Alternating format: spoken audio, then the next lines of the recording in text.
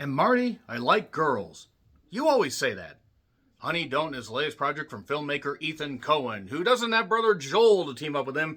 No recapturing the magic that they did with No Country for Old Men, but there is a bleak desert setting, and there are also some bodies piling up, but no Javier Bardem saying call it, no nail gun to the goddamn head, nobody trying to investigate these murders, and nobody able to stop the path of goddamn evil. Because my oh my, the ending of No Country for Old Men was bleak, depressing, and my god, it felt so low to the ground, but it really cheered me the fuck up, and I had a great goddamn time with it. I need to revisit that at some point. And then when you have the Coen brothers separated, sometimes you can get a mixed bag of results, such as Drive Away Dolls, that had somebody that was also in this movie I'll talk about here in a bit. Also, this comes to us from writer Trisha Cook, who has worked on Coen Brother projects. So, speaking of Drive Away Dolls that I mentioned mere seconds ago, Margaret Qualley, however you want to say it, I believe it's Qualley, the very, very gifted, gorgeous, and just uber fucking talented, just oozing fucking charisma, just like her mother, Andie MacDowell. She really is a spitting image of her mother. She plays Honey O'Donoghue, who's a PI, has a grassroots mentality, doesn't have a cell phone, uses quarters for payphones, has an office that looks like it's almost in an old trailer, has an assistant but does a lot of her own stuff, and is trying to figure out why bodies keep piling up and also how these bodies are tied to this particular church called Four-Way Temple that's led by Reverend Drew, a.k.a. Chris Evans, who's a bit of a horn dog, shall we say.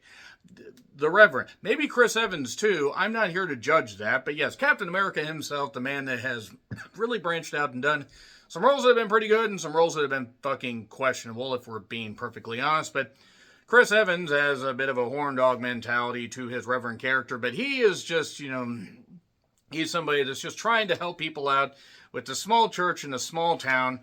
And Honey is bound and determined to figure out what is going on. Solve this mystery before more lives are history. Honey Don't Tales, woohoo. She can't do this alone, though, so she gets the help of M.G. Falcone Punch, played by the very gifted, gorgeous, and so talented Aubrey Plaza. One quick sidebar. I'm really, really hopeful that Aubrey Plaza is doing well. She recently did an interview with Amy Poehler where she talked about what she went through, her husband taking his own life. Really, really sad. Very tragic. Very, very fucking tragic. There was video that showed up with her at like some sports event. She seemed to be doing well. Oh, she has a great support system.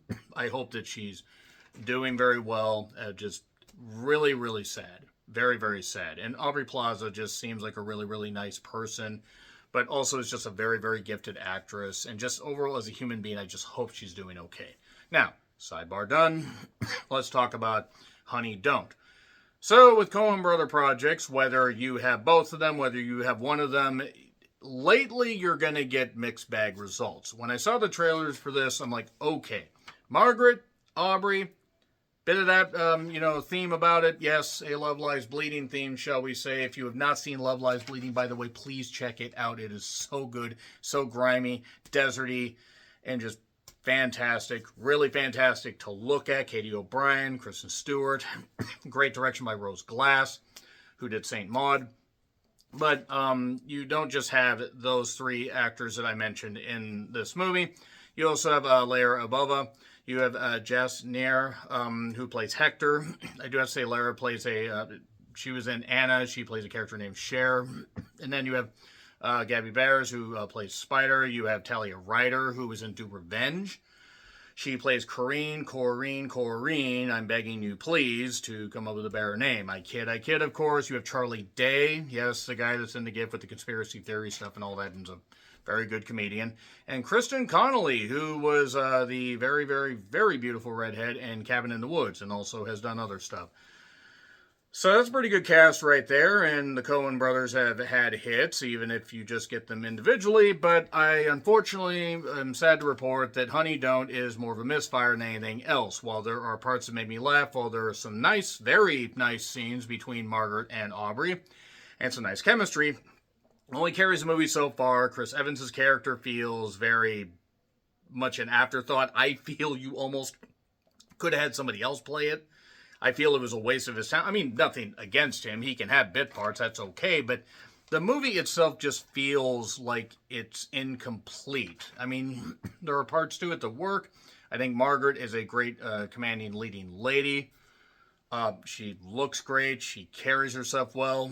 She has a couple funny lines. There's a part where Chris Evans asks her, "Do you like to drink heavily?" It's a source of pride. She just has this great delivery. Aubrey Plaza has some nice delivery.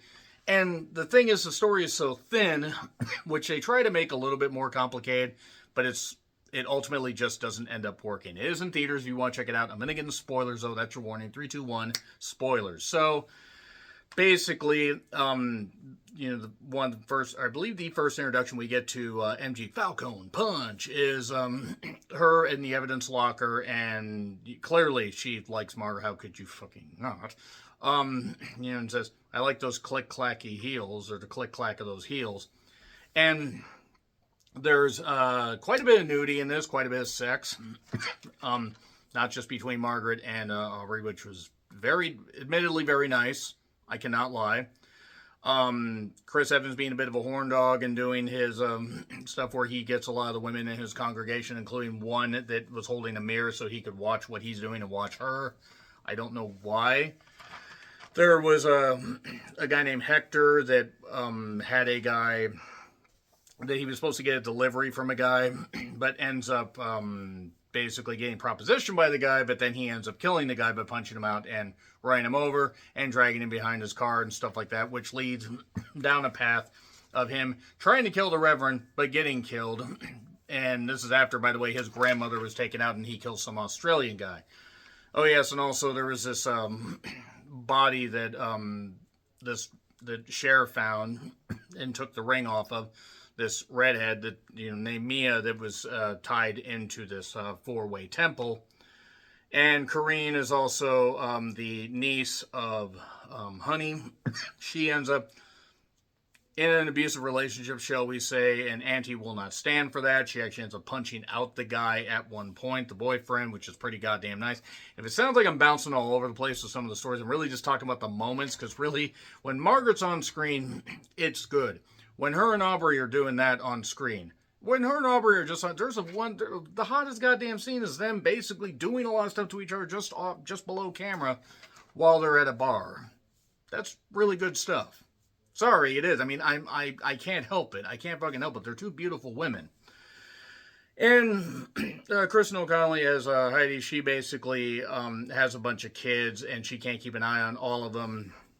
That leads to Corrine, who's working at like some Wiener Schnitzel knockoff thing, seeing some weird old guy that's hanging around.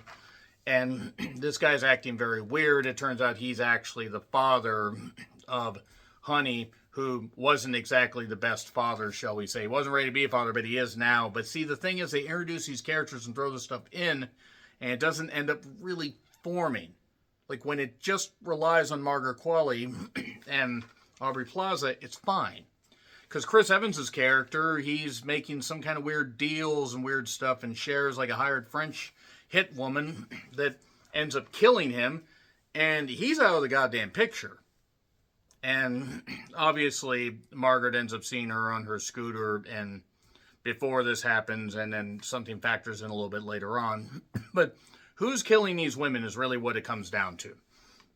Because Charlie Day is hitting on Margaret, but Margaret likes women. There's even one point in the beginning where she's with a very, very attractive short-haired woman that she was like, they obviously had a nice time. I would think they would have to, given how they both look. But Margaret's just very dedicated to her work and has her nice filing system, this kind of stuff. She does end up realizing that something's going on with this deal. Now, after beating up the boyfriend and trying to find Corrine, she ends up getting led down a path where she ends up at MG Falcone's house, where it turns out that MG actually is the one doing all this stuff. And why? Because there's like a religious quote in her yearbook, and it turns out that she kind of just basically cracked. She felt that these women, like Corrine, the women didn't respect themselves, essentially, is what it comes down to. I mean, there's a lot thrown out, but there's also a lot that's not really said of any substance. And she was doing this just because, and Also, like, it just, again, stuff's just kind of thrown in and it's not necessarily working. It's not necessarily working all that well. But she ends up basically getting in a fight with Honey and stabbing her because Honey tried to be aware of her surroundings and grabbed a butter knife while, MG grabbed a butcher's knife. But there was also some tea going. And it also was obvious there was some like lipstick, some green lipstick on this tea where, it was implied she drugged these women and then, did them like that one that crashed before and stuff like that. Unless Cher was the one that did it. Maybe they were teaming up. But she ends up basically, she stabs Honey, but then she gets the tea. She gets the tea kettle smashed into her face, burned onto her goddamn face, and then burned onto her hand. So she's trying to get the goddamn knife and everything and stuff like that. And she's a cop as well, so she has a gun. There's this parrot that ends up kind of flying around the goddamn house. This is right after, the parrot's flying around the house, right after Honey basically ends up having a gun, shoots the tea kettle, and you think that MG blocked it with the tea kettle. No, they went through and were in her chest, and then boom, right in the goddamn head. So there you are. And then she sees Cher on the goddamn scooter, not knowing what she ended up doing, but she did end up seeing the scooter leaving as, she heard gunshots and the Reverend was dead. And that's basically it right there. And then we get, Charlie Day. I like girls, Marty. You always say that. And there are moments that work. Yes, the sex scenes between those two actresses do work. There are elements that do click. But it's only about a third of the time. And unfortunately, Honey just doesn't end up having enough meat to it to basically justify being a full-length feature. Unfortunately, it's not much of a misfire as Drive Away Dolls, which maybe I need to go back and rewatch. But I do remember not really laughing at once. I laughed a couple times during this, but unfortunately, not really that great. I have to give it an F, despite any of the positives. It looks great. And there's a decent soundtrack, but it just doesn't fully click. Definitely not enough to recommend. But let me know your thoughts in the comments. Like, share, subscribe, Twitter, Letterboxd, Blue Sky handles in the description. I'm John Ritlin. Until we Honey O'Donohue again, happy trails to you.